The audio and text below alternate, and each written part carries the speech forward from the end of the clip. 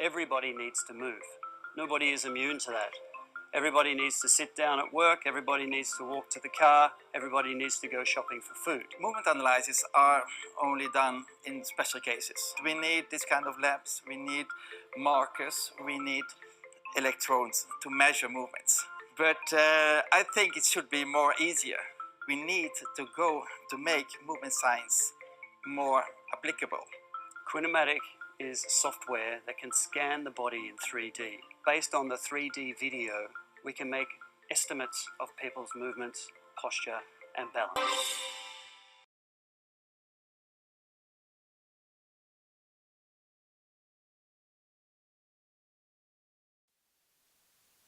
We have with us Glenn Bilby, CEO and founder of QINEMATIC. Let's start from the beginning. You have where your entrepreneurial,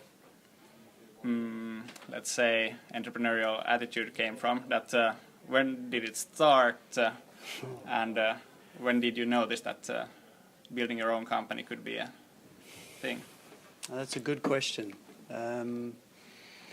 I don't really recall having ever had a job as such. I think I've always been starting things since I was very young. After my basic education, I studied sports science and human movement, and at that time in the 80s, it was in a startup phase of its own. Sports science, wearing watches with accelerometers, running on floors that had force transducers in it, wearing electrical devices to measure electrical activity in muscle, using high-speed cameras. That was all very new then.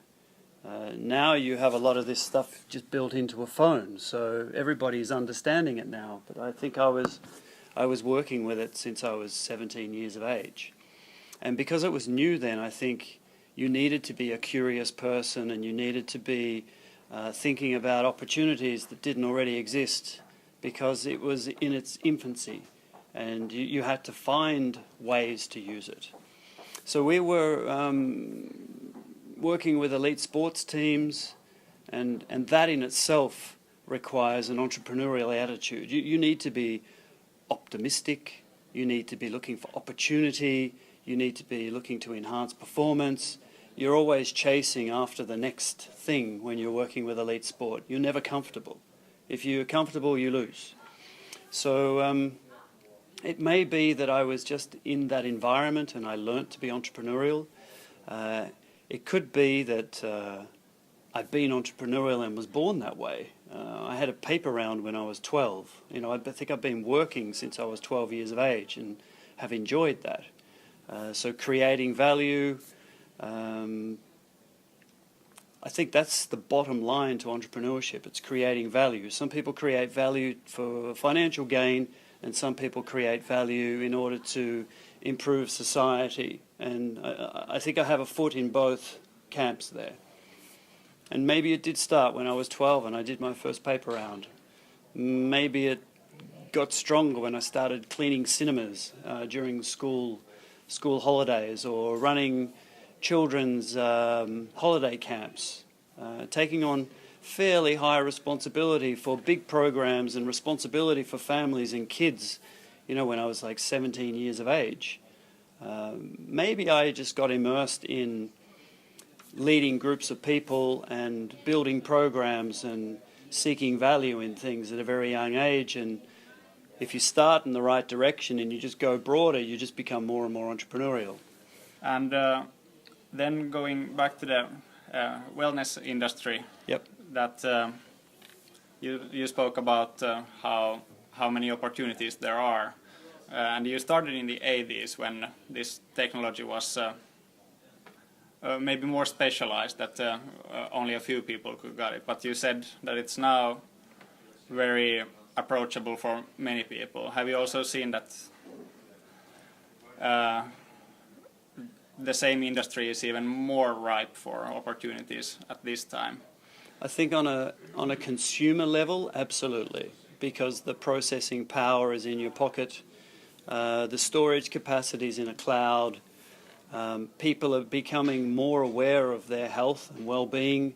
There's a lot more access to free information. You know about your physiology based on YouTube videos now. Once upon a time, you had to have a big medical book, you know, weighed 5 kilos and cost 2,000 kroner and took you 3 years to read it. Now you can basically summarize it in a YouTube video. So people's awareness is much higher.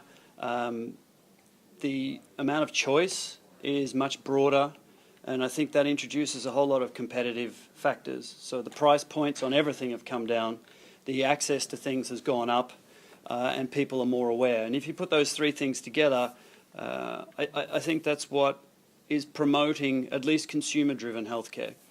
It's a funny situation now because people are becoming more and more aware of wellness. They're talking about prevention more than they are about healthcare. They're talking about individual responsibility for your own health. You should eat well, that's your job. You should not work too much, that's your job. You should know about your body, that's your job. You should challenge your doctor, that's your job. Suddenly the responsibility is being placed on the individual, and it's an interesting time because traditionally someone else has always been in charge of your health. So in the 80s we worked with corporate health programs. So we would be a group of exercise physiologists who would go out to companies and we'd test heart function, we'd test lung function, we'd test their fitness levels, we would test their strength, we would look at their ergonomics. We do all the things that people are talking about now, just on popular internet. But it was very specialised, and it was a conversion of elite sports medicine put into performance at work. Now, people are talking about it in their homes. People are talking about it over dinner parties. And this is very interesting. It opens up lots of opportunities for not just new devices, not just new services, but completely new business models. And I think that's where we're stuck. We're stuck between a wellness approach, which should be user-centric and driven financially by incentives for improving your health.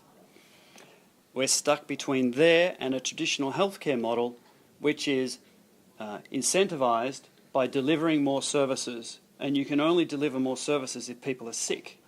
So the people who are responsible for fixing your health are incentivized for you to be unhealthy. Do you understand what I mean? Yeah. So the wellness model seems to be much more, in a way, gamified, if you like. You do a good job, pling, pling, pling, we reward you. Whereas the traditional healthcare model is, okay, if I fix you for this much money, but then I don't have any more patients. Doctors, physios, nurses, in a gamified world, would get paid more if nobody came to the hospital. But I don't see that happening. So there's a conflict of interests, you would say, between traditional healthcare and this new movement of getting the people more, what's it called, more aware of their own health. Yeah, I think there is a little bit of a conflict of interest, and there is also a misalignment between a high quality of life, which is disease-free, which is wellness, and the sick model, where you're broken. And there's very little in between. And it's that in-between space that sports medicine has been working in. You're extremely well trained, you're extremely healthy, you eat well, but you get injured because you play a dangerous sport like football. And then you end up in healthcare. And then when you're fixed, you end up back in fitness again. High-achieving executives who like to do Ironman, they end up in exactly the same situation. They're very, very healthy, they train too much, they get injured, they go to sick care. But when they're finished with sick care, they go back to their healthy habits again. And these people have purchasing power, they have awareness, they can buy a fancy tracking watch, they can afford to have shoes with sensors in them, they're intelligent enough to do a spreadsheet to track their progress, they're intelligent enough to look at graphs to see how much they're changing, and they're taking responsibility for themselves. Yeah, and talking about the vision you had, it seems to have been crystal clear in the beginning, or do you think it has changed during that? Yeah, it changes all the time. Changes all the time. And I think the difference between an academic approach to a venture is you write a business plan, you build it, you market it, and you sell it. It's the kind of waterfall approach, if you like, to starting a business, running a business, and possibly exiting from the business. But in reality, and especially with hyper competition and technology changing so quickly, it's dangerous to do that. We do things in spurts, and we're still doing things in spurts. Like the software's finished, but every single day we think of something else that we could improve or add in or take away, and that can be really challenging. It requires a certain amount of discipline, and it requires a certain amount of you have to be prepared to kill your darlings, as they say. You need to be prepared to chop things off that you've been working on for 3 months because it's not relevant anymore.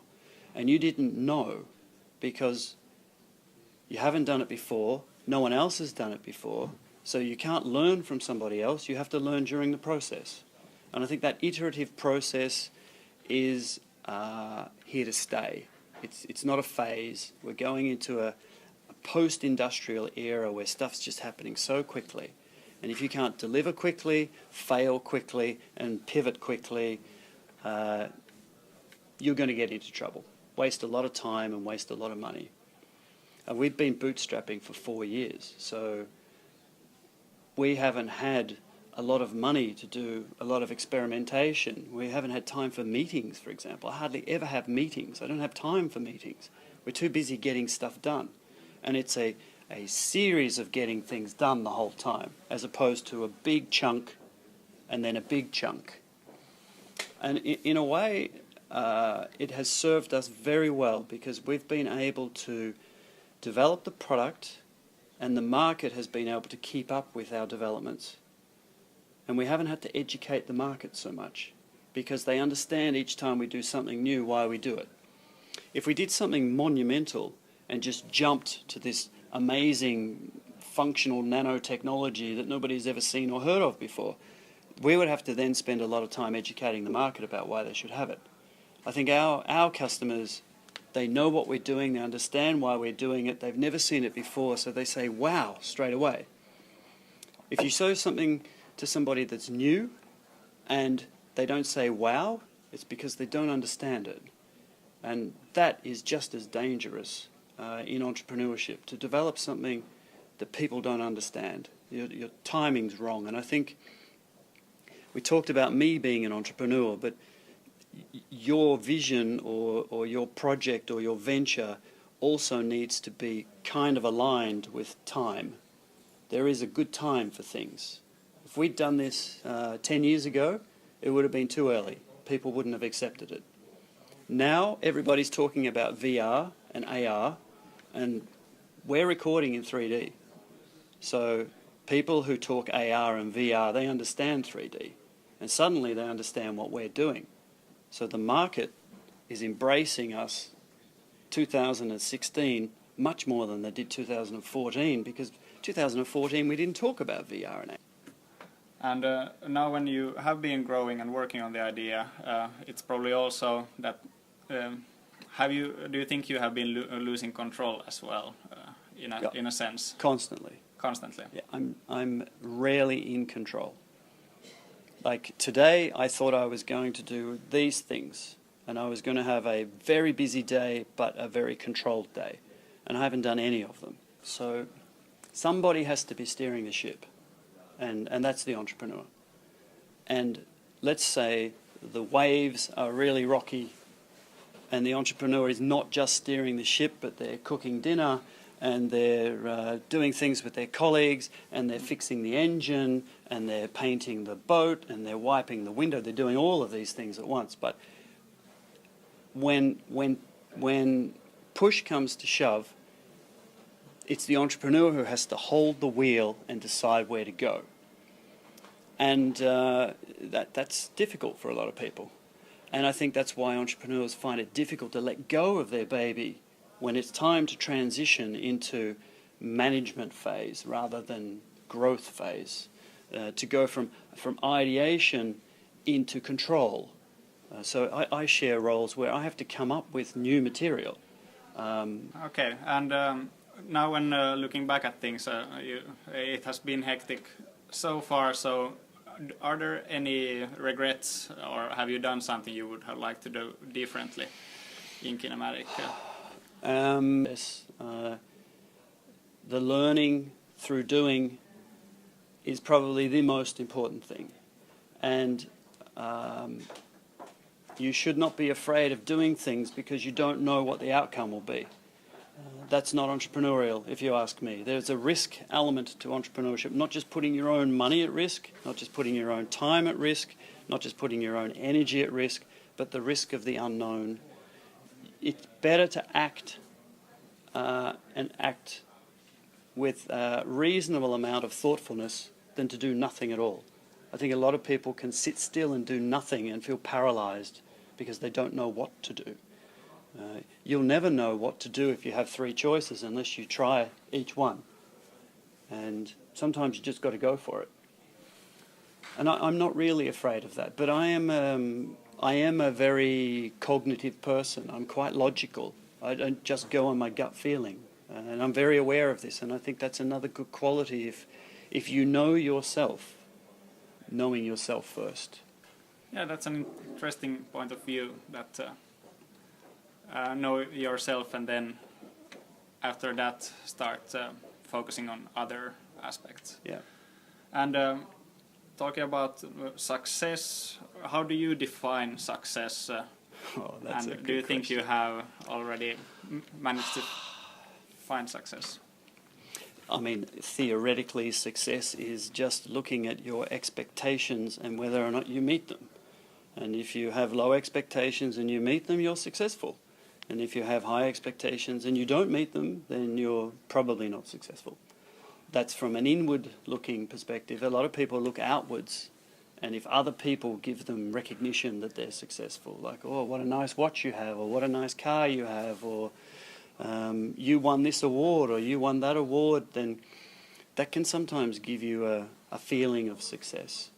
My own view is a bit more holistic. I believe I need to serve other people. It's not my primary motivation for being an entrepreneur is to challenge the status quo and to make a difference. That's my thing. If you do anything, make sure it makes a difference. Otherwise, don't do it. Thank you very much for your time and yeah, all the lessons you taught us. Pleasure. For this. Thank you. And good luck with Kinematic in the future. Thank you.